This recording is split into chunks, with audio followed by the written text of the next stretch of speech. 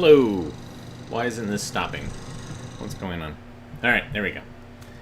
I'm Skip Alzheimer. Welcome to the AV Geeks Lunchtime Streaming Show, where we watch old 16mm films. And that one didn't have a soundtrack to it, and it wasn't a print for distribution.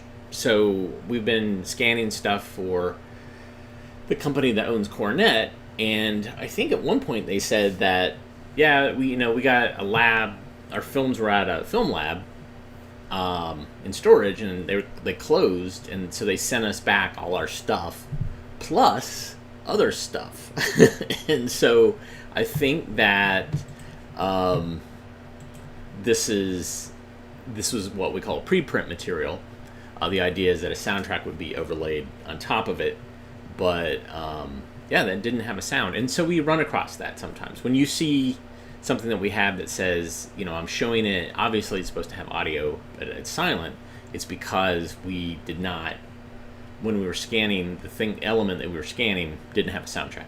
So there you go.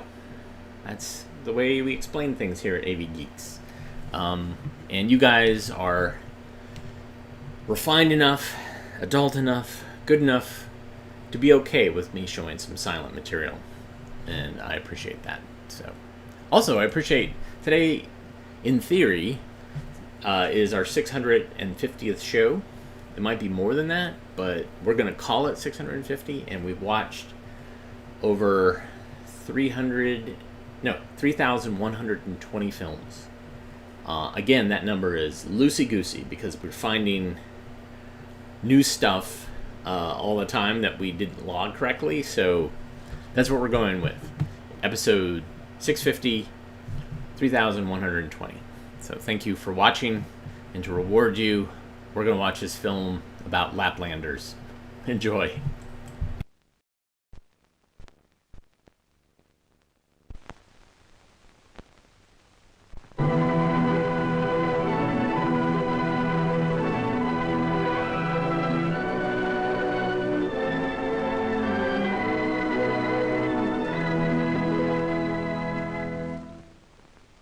The fall journey to the reindeer herds is about to begin.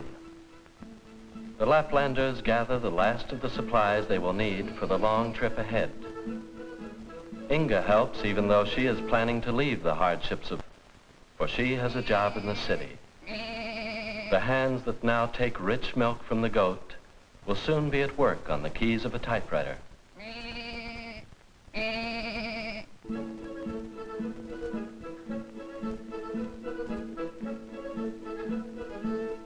But Peter Kallick, the father, is a reindeer Laplander. In the summer and early fall, he fishes for part of his family's food. It is easy work compared to tending reindeer, but Peter loves the restless life with the herds. Young Laplanders fish too, even though they are reindeer men like their elders. Like father, the boys fish part of the time for food and part of the time for fun. Just the same, they are proud as they walk home, their willow forks heavy with char and salmon trout, for the fish will add to the family's store of food during the long far northern winter ahead. But winter has already come to the tops of the mountains. A chilly wind tears at the branches of the birch.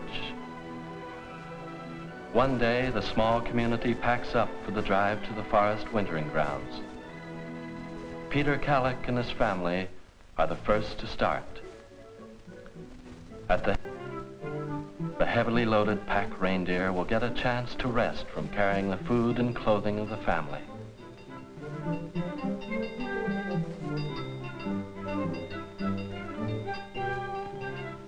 The journey has been hard, but the work will be harder still at winter camp. Everybody is tired. Annie and the goats are tired. Peter and Elsa and the reindeer are tired, but they are close to home.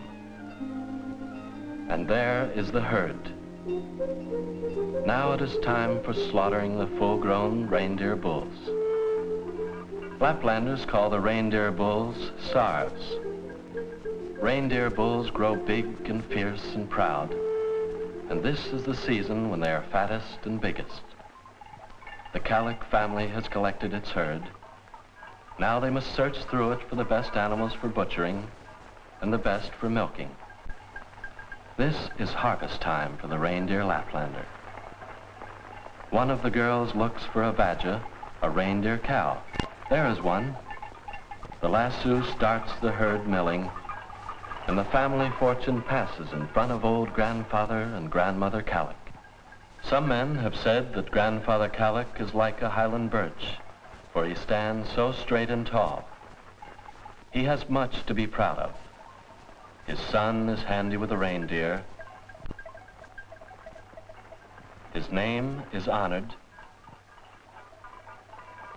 His herd is large and sleek and healthy. He is rich in the things that count. Grandmother Kallik is watching the reindeer cows and her daughter milking one of them. Sweet cheese made of reindeer milk, tasting of almond and smooth as butter, will add much to the winter diet.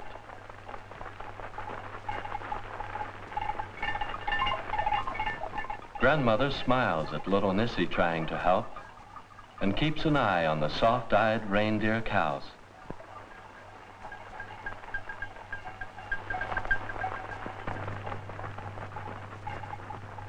But there is much work to do. Everybody helps as much as he can, for the time has come. Sarve time is here. Reindeer after reindeer is killed. The antlers that were once proudly lifted are left to bleach in the sun. Later, they will be made into tools for the use of the family. Every day, more meat is collected on the drying stand. Out of the front hide, shoes are made. Even the reindeer's stomach is important to the Laplanders. After it is dried in the sun, it is watertight and sturdy and will be used to hold goat's milk for the baby. Another part of the reindeer becomes a doll's milk bottle for the children to play with.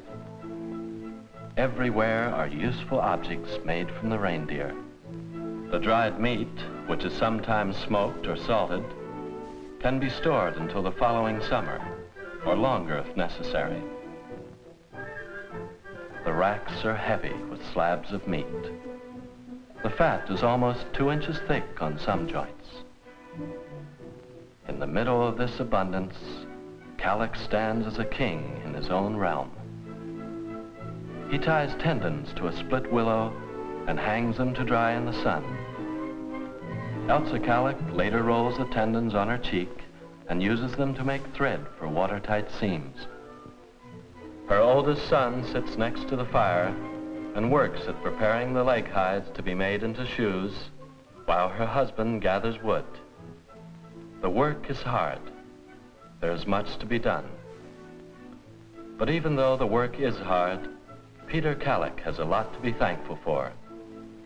He works long and hard, but he works for himself, with no man to tell him what to do. His son is strong and able. The winter will bring no hunger to the Kalliks. The shelves are full. It is a warm house. Everything is safe and happy. And as Peter rocks the cradle, he hums an old Laplander's song. My little son, today you had your first lasso in your hand. Grow up, be strong. My little son, the winter covers the fields and the ice is thick on the mountaintops. All seems frozen and stilled forever. But time is passing, and by spring will come again. Spring will come again.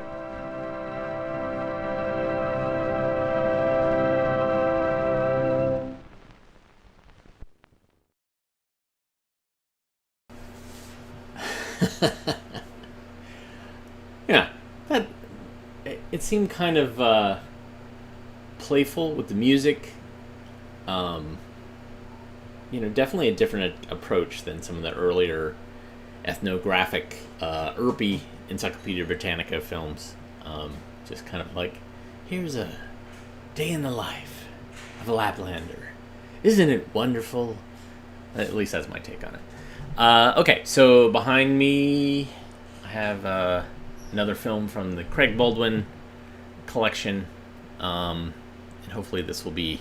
So one of the things, I'm letting you in on a bunch of secrets. So whenever you see a title in brackets, that's what we're guessing the title is. We have no idea. It could be based on the content of the film. And many films that we get don't have title information, like it was cut out or never existed to begin with, so we kind of have to figure it out. So this is a way that we denote, like, we think that's what this is. At least this is what we're calling it.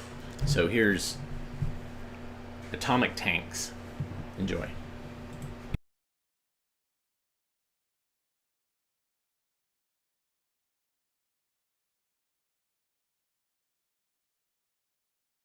Hard to think how atomic energy may change our daily lives unless we realize clearly what an unbelievably big source of power it is. Does anyone, for instance, know how much more powerful an atom bomb is than the conventional high explosive type? I'll bet some of you have some pretty strong ideas on the subject. How many of you have seen movies of an atom bomb explosion? Please raise your hand. Good. At least half. Swenson, would you tell those of us who didn't see the movies what you think of the power of an atom bomb? Yes, sir. I saw the Hiroshima pictures and the screen report Tale of Two Cities, and they showed you just where the center of the explosion was and how for miles around everything was wiped flat, and just from one bomb. Now, I've been in Berlin, sir, and I never saw anything like it there. Thanks, Sergeant Swenson. That was an interesting comparison. Riley doesn't look as though he agrees with you, however. How about it, Riley? Any comments? Sir, they just haven't proved yet these atom bombs are so much more powerful than the regular ones. Tell it to all of us, Riley, not just to me, okay? What I mean is, the atom bomb hasn't had a real tough test. Anybody knows those Jap towns are made of bamboo and paper. Hey, wait a minute. I've been in Japan. The Japs have cement buildings just like us. That atom bomb knocked down plenty of them, too. And some are left standing. Yeah? How many? That guy Riley must be nuts. That guy Once a shrewd question by the discussion leader starts discussion rolling, it may run away from him if the men really get worked up over the subject. An exchange of opinions quickly degenerates into argument. Then it's up to him to step in quickly and restore order. But he must do so diplomatically. A good way to settle an argument is to put it up to the men themselves. Some guys are so bull-headed they don't see facts when they stare them in the face. Gentlemen! I can't see how commenting on one another's mentality fits into the subject. How about that, men? Can you? Now, what Riley and Johnson both said was interesting, but it didn't get us any closer to an estimate of how much more powerful is an atom bomb than the usual kind. Corporal Billings. Well, sir, according to calculations based on the best available statistics, the bomb that was dropped on Hiroshima had an explosive power equal to 20,000 tons of TNT. Now, TNT is known to chemists as trinitrotoluene and is much more powerful than conventional dynamite. And Thank you, Corporal Billings. You gave us an excellent example of its explosive power. Let's take it from there. Now, how may we utilize this tremendous force as a source of industrial power? Although a discussion leader must keep his men on the beam, he must always let them do the talking. That's point number 4. He's not a lecturer or a teacher, but a moderator, the referee of the group discussion. Finally, we have point number 5. Before closing the discussion, summarize the important points that were brought up. Well, let's see what we've got. Power. Atomic energy will eventually be the universal source of power. Billings told us that. Medicine. Radioactive isotopes have already proved their worth in medical research. Davis told us that. War. Riley and Johnson both battled to a draw on the effective use of the atom bomb. Restate the area in this discussion, more important than it is today. We learned in school, but tend to forget how important were freedom of discussion and independence of thought in the creation of this country, and how often we've gone to war to protect these rights from tyrants who would have taken them from us.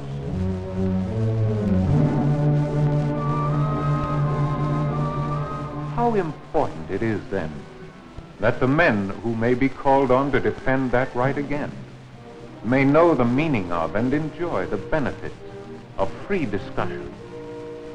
The techniques of information hour discussion may vary, but the results are always the same. As long as the right is preserved to exchange opinions without fear of thought control, the road to world peace is still open.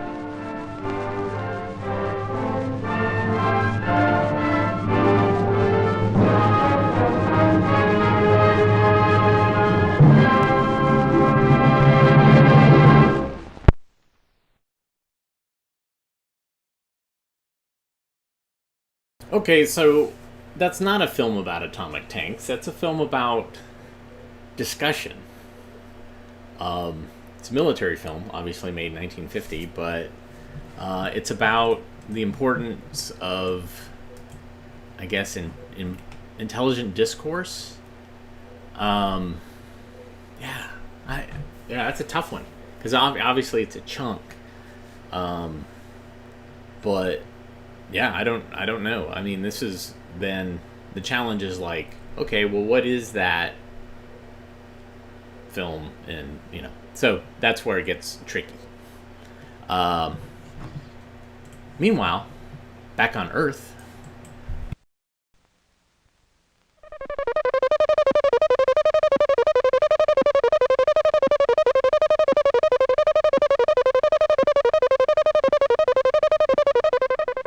When we opened our minds very wide and found we were in the space age, we found the computer was a constant companion.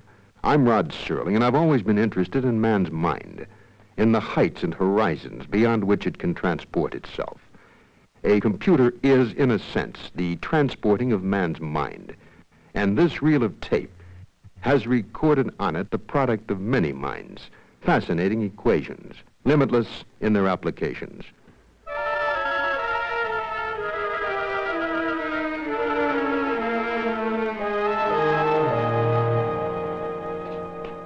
A special reel of computer tape has a lot to do with this. This is our space shuttle, a model of it. An unbelievably sophisticated piece of hardware, scheduled to zip back and forth with commuting astronauts in just a couple of years. It was to ensure perfection in design of the space shuttle and a lot of other space vehicles that the special computer program came into being. It was developed by the National Aeronautics and Space Administration, and it's called NASTRAN, short for NASA Structural Analysis. What makes NASTRAN especially exciting is that it's been found to work equally well in the structural analysis of all kinds of things right here on Earth. Just about everything that shakes, rattles, or rolls, from a wind-blown skyscraper to an automobile on a bumpy road.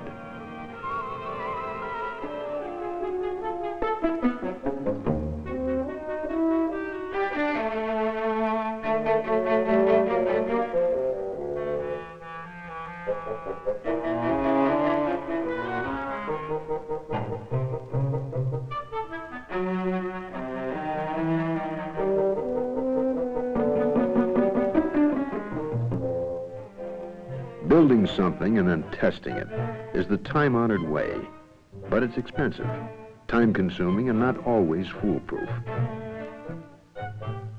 When NASTRAN is used for analysis, lab tests are just cross-checks.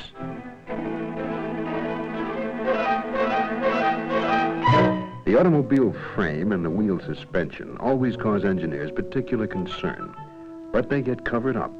You don't even think about them, unless your ride is uncomfortable.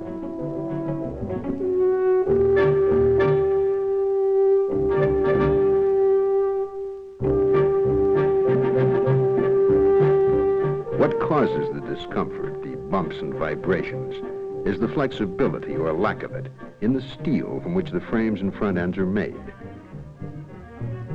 And when it's finished, the combinations of weight and flexibility determine what kind of ride you'll have.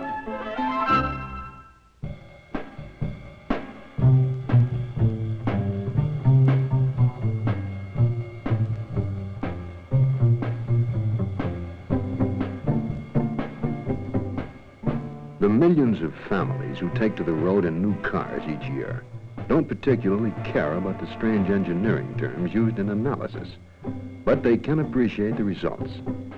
This kind of total design capability in Nastran is now available to the public.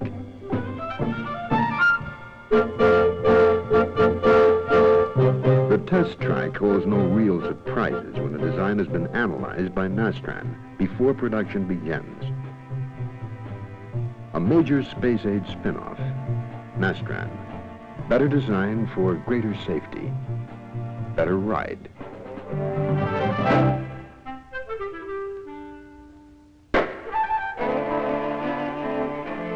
Not a better ball game, but a better stadium. Nastran's computer analysis is now working on it.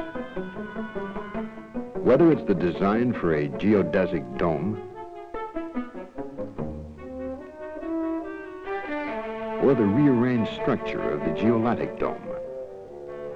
The public, who always foots the bill for such civic structures, wants to know that it's better. This is the award-winning design for a new stadium in Seattle. Nastran was used for the structural analysis. Who knows?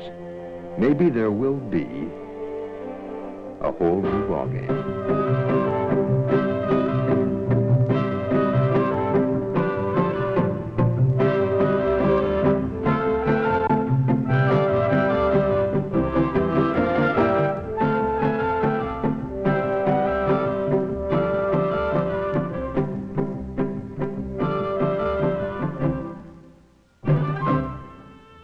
Television, anyone? Television anytime, and most importantly, anywhere. To have television anywhere, there must be antennas, sophisticated antennas, all very large and all out of doors, where the winds and the elements can cause trouble. Special design requires special approaches. Now they're using Nastran. This is a model of a new antenna, which will be used by ComSat, the Communications Satellite Corporation, to beam television programs all over the world, relaying them through an orbiting satellite. Its design was perfected with the use of Nastran analysis. NASA scientists took several years and a lot of money to develop the Nastran computer system, and now it's available to everyone within the United States. It was developed at public expense, your tax dollars and mine, 3 million of them. And now we're getting the dividends. If you're a design analyst or engineer or manufacturer, you can buy the whole program for $1,500. If you're none of these, and most of us are not, you can simply reap the rewards of better design, safer design, more economical design, in virtually every piece of major hardware made in the United States today. In technical terms, what Nastran does is analyze organized elastic structures by finite elements. Now, in our language, that means that a computer programmed with Nastran can tell you how much a bridge is going to flex or how much a helicopter blade will shimmy. And it'll give you that information for any of a huge number of sample points in infinitely less time than the old testing techniques would require. And best of all, you can play with the design, twist it, bend it, break it, all on the computer, and get it right before you start to build. As the ad men say, you know it will get off the ground.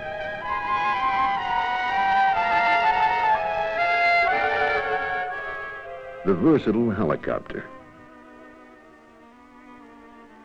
a potential for good work that's being realized more and more each year.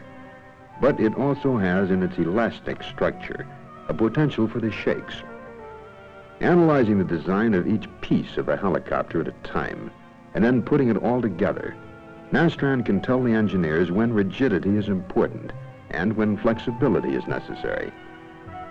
Cutting down on vibration is extremely important, whether it's to provide a safer and more stable observation platform for police and fire surveillance,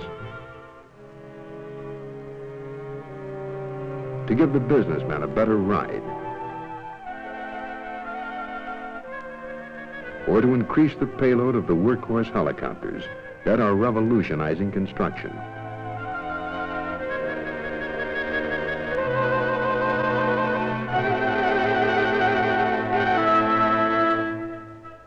This nation's demands for electric power have been outstripping our ability to produce. The big steam-driven turbine continues to be the prime producer. But in its design, there are inherent vibration problems. Vibration which can cause loss of efficiency and sometimes disastrous explosions. The giant blades, turning from 1,800 to 3,600 rotations per minute, are constantly buffeted by steam under very high pressure and temperature. Vibration can reach a dangerous level. Less vibration, greater efficiency. When these big turbines are designed, NASA's structural analysis is now being used.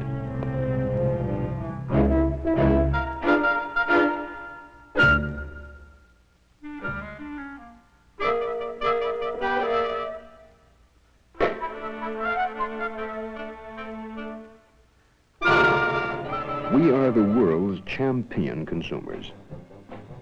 And one of the things we consume the most, paper.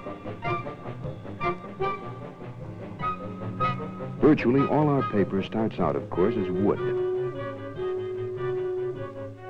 Converting logs into wood chips for paper pulp has to be done efficiently and economically if the cost of paper is to be kept at reasonable levels. Big logs pose big problems. Again, the old concern, vibration.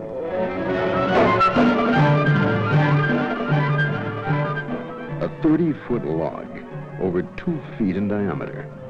About 10 seconds, and it becomes tiny chips of wood.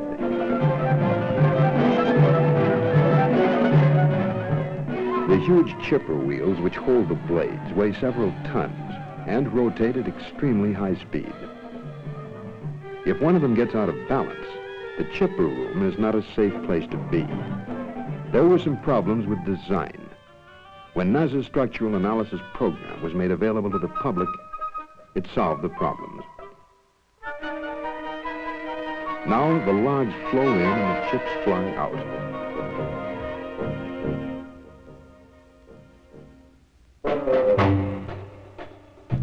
It was said earlier that Nastran could analyze the design of anything that shakes, rattles, or rolls. Why not railroads? Railroad tracks and the bed which supports them do not seem to be particularly elastic until the train runs over them. A good roadbed can make the difference. Smoother ride, greater economy, higher speeds. Nastran has been put to work on the problem by the Department of Transportation. Ribbons of steel which stretch horizontally across the land, or steel which stretches into the sky. Each job, each design has its own particular problems. With skyscrapers, wind is a very real concern. Hundreds of feet taller than the Washington Monument, a new giant will rise at this spot in Chicago, just south of the Hancock Building. The vortices of the winds whipping around the Hancock Building will give it a terrific wallop. How much can it take?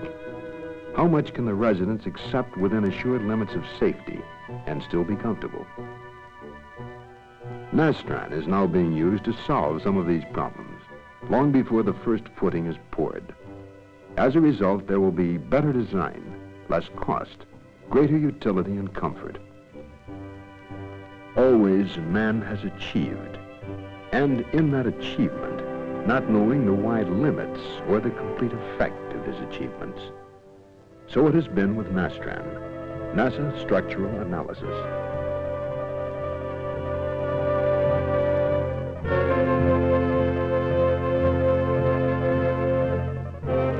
Another reaching toward the stars has broadened the horizons here on Earth.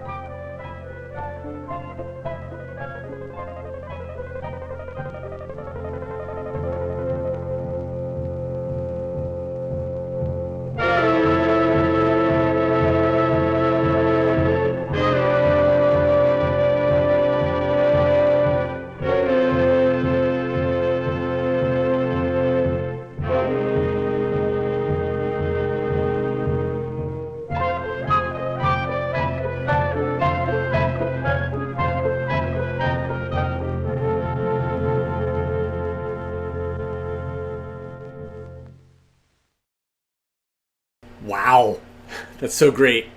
I certainly love films that talk about the I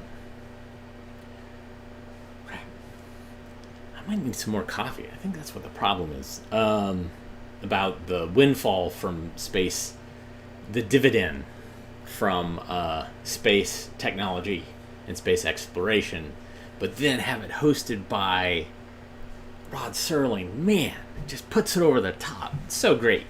I'm happy that you guys got to watch that. Anyways, I got another film set up on the scanner. Again, I don't know the title.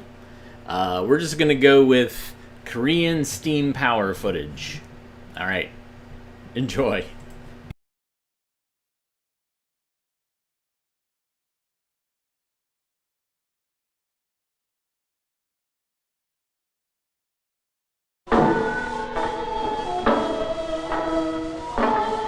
In the raising of steel, Koreans proved agile and sure-footed, but their American friends made certain that they were ever mindful of good safety practice.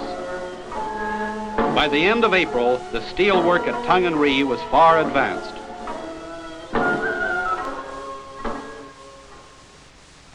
Over at Samchok, on the east side of the Korean peninsula, severe winter conditions had necessitated the postponement of construction until the spring of 1955. Samchok was a small port and manufacturing center. Until the coming of Bechtel engineers and construction men, the local people had had little contact with Americans. At first, the children ran away from them in fright or shyness.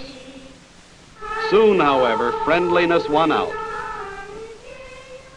Samchok citizens were treated to the spectacle of a helicopter shortly after the middle of May. It carried Korean and American officials who came to participate in a ceremony. The plant was to occupy a portion of the site of a chemical factory destroyed by gunfire. A couple of existing tanks were salvaged for oil storage. Barracks similar to those at the other camps were erected at Samchok and were ready for occupancy before the end of June. In coordinating construction of the three widely separated plants, radio-telephone communication was invaluable. Field managers and superintendents went on the air twice daily or oftener to keep one another informed. It was at this time that a special chapter opened in the history of the project. From the Bondo building, where Pacific Bechtel Corporation had its administrative office in downtown Seoul, a chartered bus left for the airport. The passengers were accompanied by a representative of their government. They had been recruited for training in the United States in the highly technical phases of modern steam power plant operation, so that eventually the Koreans landed in San Francisco on June 19, 1955. No time was lost. For the very next day, they embarked on the first stage of their program, a 12 weeks course in the classrooms and laboratories of the University of California at Berkeley. Most of them were graduates of engineering schools in Korea, and a few had had some experience as power plant operators. The course would implement their basic technology. A curriculum was conceived by Bechtel and developed and carried out by the university with a selected group of instructors. The course included intensive instruction in English, mathematics, physics, chemistry, thermodynamics, electrical machinery and circuits, and heat power laboratory work. While the prospective operators were studying at Berkeley, their plants in Korea were taking shape. At Tongan-ri, the raising of the steam drum for the boiler was a delicate task for the rigging crew. At Masan, the turbine was set, and the generator followed, being jacked up and cribbed to its floor level. The structural steel work was being finished up, and bricklayers were busy on the walls. At Samchok, by September, the steel framework of the last of the 3 plants to be started was rising imposingly above the harbor. By this time, the Korean operators were entering the second phase of their training program in America. This was to spend 4 months gaining practical experience in big steam electric power plants of the Pacific Gas and Electric Company in the San Francisco Bay Area. At Tongan-ri, October 11 was a memorable day. A big black limousine rolled into the yard. Its license plate was a very special one. The car brought a gentleman whose spryness belied his 80 years. It was His Excellency, Syngman Rhee, President of the Republic of Korea. Accompanied by the United States Ambassador and other dignitaries, Mr. Rhee was paying a formal visit to see how things were getting on. He was pleased to find that progress was ahead of schedule. Less than a month later, one of the most dramatic operations in the construction of the Tongan-ri plant was performed, although it was a routine one for veteran riggers. It was the raising of the 175-foot stack, 9.5 feet in diameter and weighing 50 tons. Once the column had reached a vertical position, it had to be carried to its solid concrete foundation and lowered ever so delicately over its anchor bolts. The stacks at Masan and at Samchok were similarly raised. The construction crews endured extremes of weather. There were prolonged heavy rains. There was frost. The Han River at Tongan-ri was frozen solidly in December.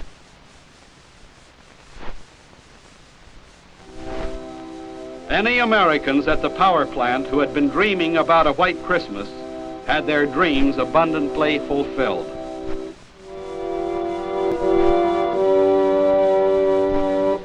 On Christmas Day, the construction men gave a party for all the children of Tongan-ri village, and there were hundreds of them.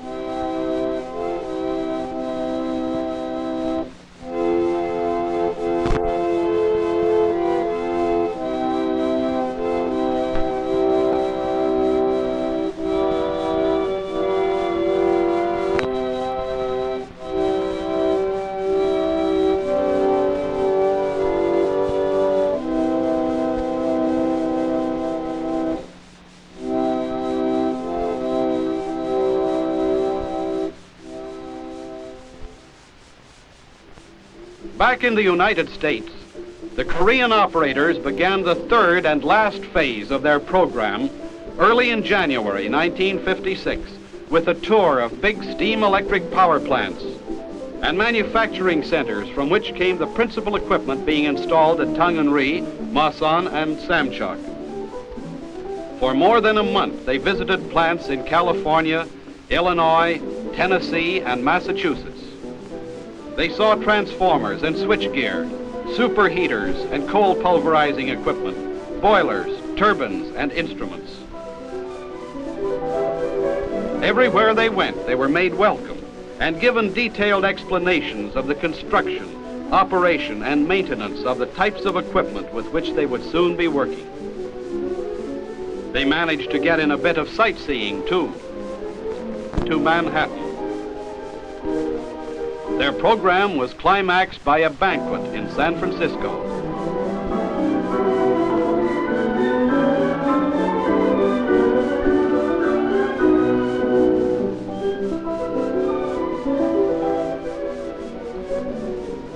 each operator received a certificate. After nearly 8 months in the United States, the 42 Koreans headed for their homeland. The plants in Korea had now taken on the look of completion.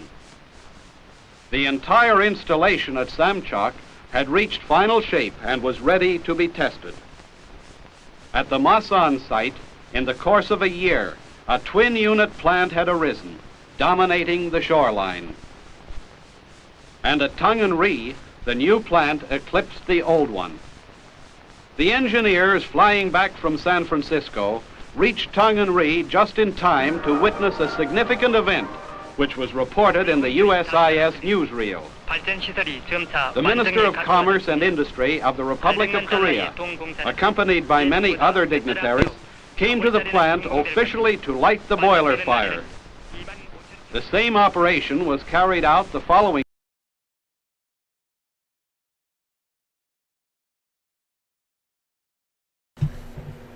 Okay, so this is interesting. No title, but this shares something with the film that we showed yesterday, which is about Canadian pipeline building by the Bechtel Corporation. And I did some research. I'm not finding the titles specifically for either film, but I am finding notes in online resources like WorldCat, copyright.gov that tell me that Bechtel did make films of a similar nature. Like they would have a film that was about a specific project that they did. They did some in the 70s, but I'm not finding about ones in the 80s. So, fascinating. Absolutely fascinating. You know what else is fascinating? Is clouds. What makes a cloud? Enjoy.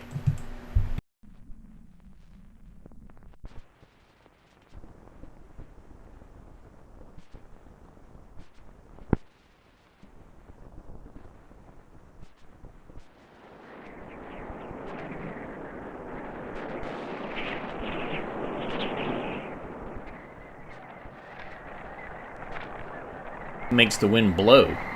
Uh-oh.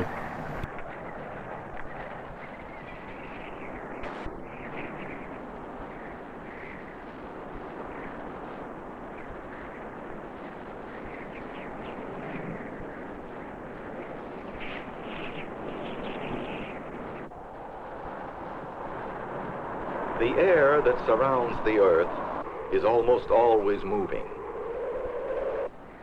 Air itself is invisible. What we see is not moving air, but things being moved by the air.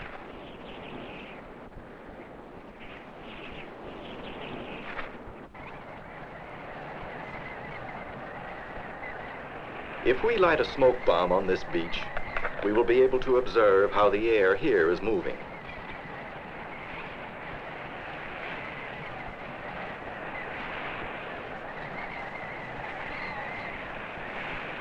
The smoke indicates that air is moving from the ocean toward the land. Since it takes a force to make air move, some invisible force must be making the air over this beach move. What is this invisible force? Here in the laboratory, we can find some clues as to what causes wind to blow. This is a plastic box filled with the same air that's in the room.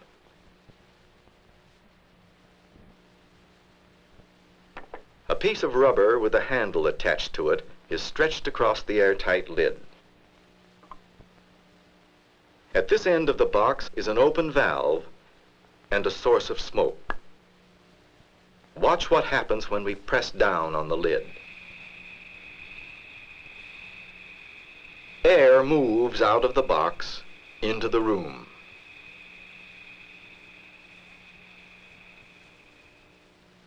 Here are a couple of simple pressure gauges. Any pressure on the rubber cover can be read on the scale.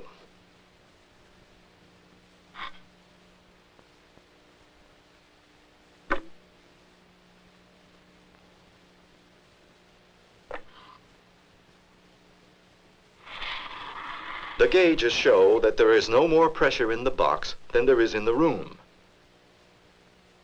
Now let's close the valve so that no air can enter or leave the box.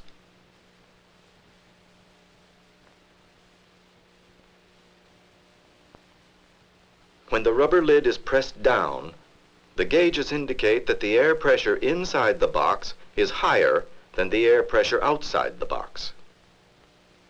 What will happen if we open the valve?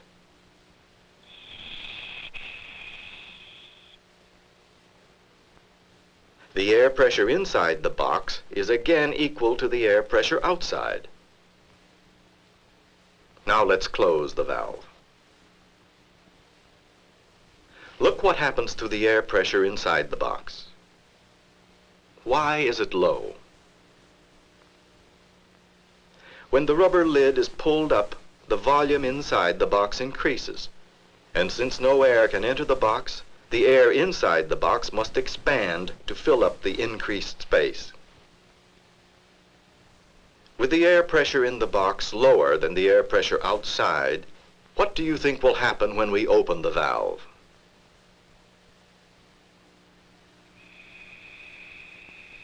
As before, air flows from a region of higher pressure to a region of lower pressure.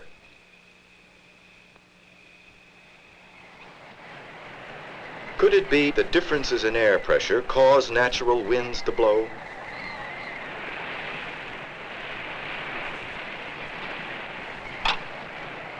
This is a barometer, a sensitive instrument for measuring very small changes in air pressure.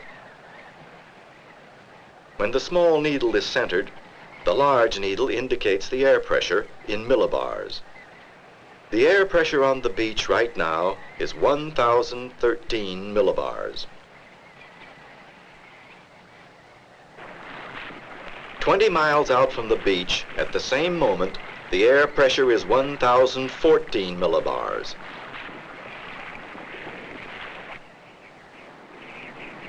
And 20 miles inland, at the same moment, the sea level air pressure is 1,012 millibars. So, as we might have expected, the wind is blowing from a region of higher pressure to a region of lower pressure. Why is the air pressure over the water higher than the air pressure over the land? Here is a sealed plastic box in which we can simulate the conditions we found at the beach. This tray of water represents the ocean. The temperature of the air over the water is 72 degrees. This tray of dark soil represents the land. The temperature of the air over the soil is also 72 degrees.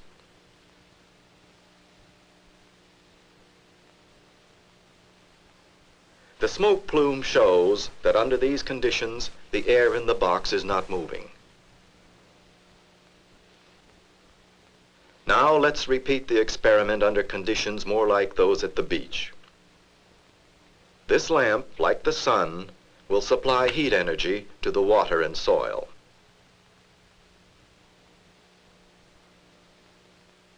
After 15 minutes, the temperature of the air over the soil has risen from 72 degrees to 95 degrees. The air over the water, however, has risen to only 80 degrees. This difference in temperature rise indicates that soil heats up more readily than water. As a result, the air over the soil becomes warmer than the air over the water.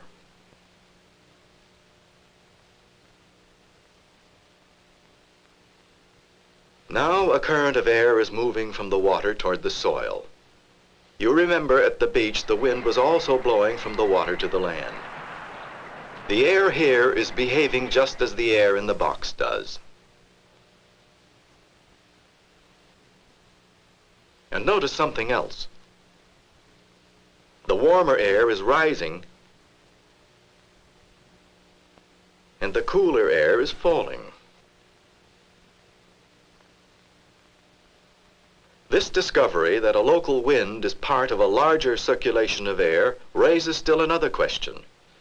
Why does warmer air rise while cooler air sinks? Here are two identical flasks. They contain exactly the same amounts of air, and therefore weigh the same. The temperature of the air in both flasks is the same, a little over 72 degrees.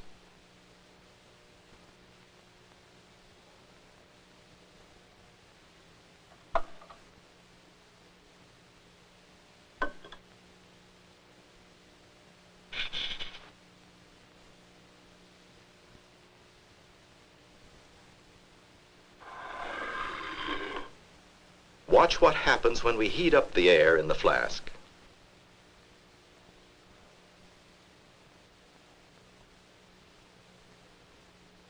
The heat causes the air in the flask to expand, and some of it escapes into the balloon.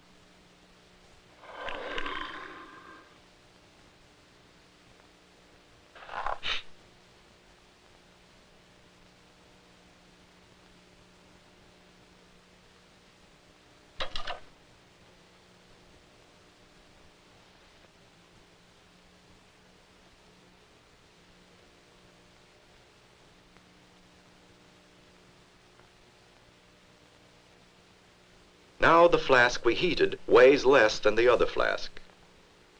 When the air in the flask was heated, it expanded and became less dense. The scale shows that the less dense air is lighter. Now we have a clue to what happens when we apply heat to the water and soil in the box. As the air over the soil becomes warmer, it becomes less dense and lighter than the air over the water. So the cooler, heavier air over the water sinks down, flows over to the other side of the box, and pushes the warmer air upward. The horizontal flow of air between two places is what we call wind. We saw earlier that when there is a wind at the beach, there is a difference between the air pressure over the ocean and the air pressure over the land. Let's see if there is a corresponding difference in air temperature at these two locations. First, let's take a temperature reading in the boat. The air temperature over the ocean is close to 62 degrees. And inland, the temperature is almost 74 degrees. Now we have a more complete picture of the local atmospheric conditions. Over the ocean, the cooler air, being heavier, exerts a higher pressure than the warmer, lighter air does over the land.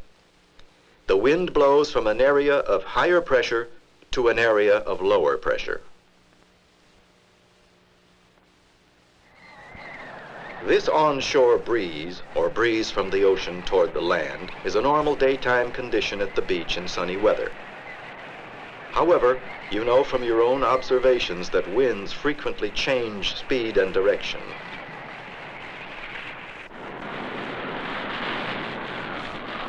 For example, a smoke bomb set off a few days later at the same beach at the same time of day indicates the wind direction has changed. It is obviously blowing out over the ocean. At the same time, a giant cloud of dust is blowing in the same direction out to sea.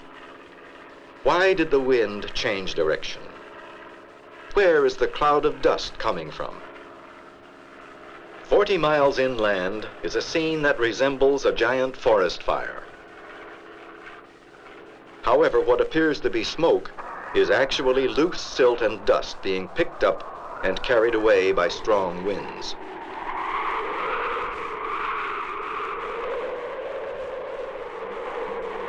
From what we have learned about winds, we would guess that there must be a mass of cold, heavy air somewhere, forcing the wind to blow in this manner. Let's take some temperature and pressure measurements and plot a simplified weather map. This is where the dust is being picked up and carried away.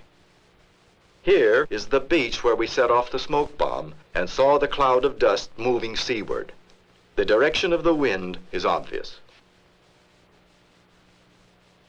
On a weather ship here, the temperature is 69 degrees and the air pressure is 1,014 millibars.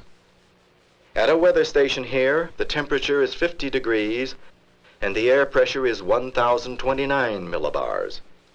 And at a weather station here in Utah, the temperature is 24 degrees and the air pressure is 1,032 millibars.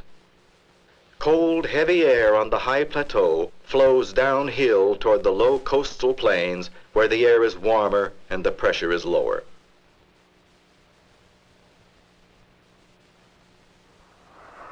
The result of this combination of conditions is that the air flows fast enough to move large amounts of sand and dust. A cloud of dust is being blown out over the ocean, and our smoke plume is being blown out to sea instead of inland as it would be on a normal sunny day. Local pressure conditions on the beach have been overwhelmed by a cold, heavy air mass flowing in from the northeast. Near the poles of the Earth, the sun does not shine at all part of the year. When it does shine, it is always low in the sky, even at midday. Furthermore, the snow and ice reflect much of the sun's heat, so it's cold up here. Near the equator, the sun shines every day of the year. At midday, it is always high in the sky, and the dark ground absorbs much of its energy. So it is usually hot down here. The air is always being cooled in some places and warmed in others. Half of the Earth is always being warmed by the sun, while the other half is in shadow. And, of course, the Earth is always turning. It is no wonder, then, that the air around the Earth is constantly moving. It is even possible that the moving air holding up this kite in California has traveled all the way down from the polar regions. Can you explain how this could happen? And where does the energy to move air come from?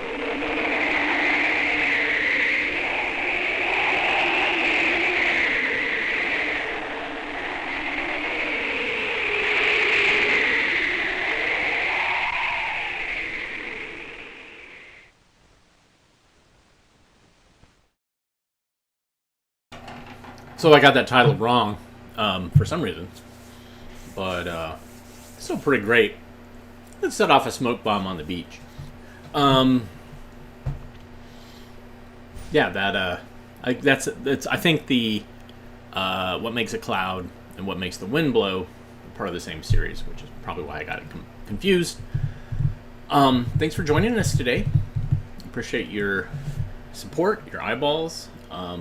For our 650th time we've done this. Very much appreciate being able to have the resources to present films to you, but I also appreciate the fact that you guys tune in always. If you appreciate what we do, you can buy us coffee at ko-fi.com/avgeeks. You can also go to patreon.com/avgeeks and donate. And go to avgeeks.com. The main page, actually any of the pages on that site, have the 24/7 experiment that I'm doing with a company called Strim, which shows older lunch shows and things that we've scanned over the years. So you can go there, watch that. You can also just hit the like button. Even though you've done it in the past, please do it again. It's not that hard. It doesn't cost you anything. Thumbs up, like, subscribe, all those are ways to say thanks. And I'm going to do some research on the Bechtel Corporation and see if I can figure out more about those two films that we showed. Everybody have a great rest of your day. Please rewind, love each other, and we will see you soon. Soon being tomorrow. Take care, everybody.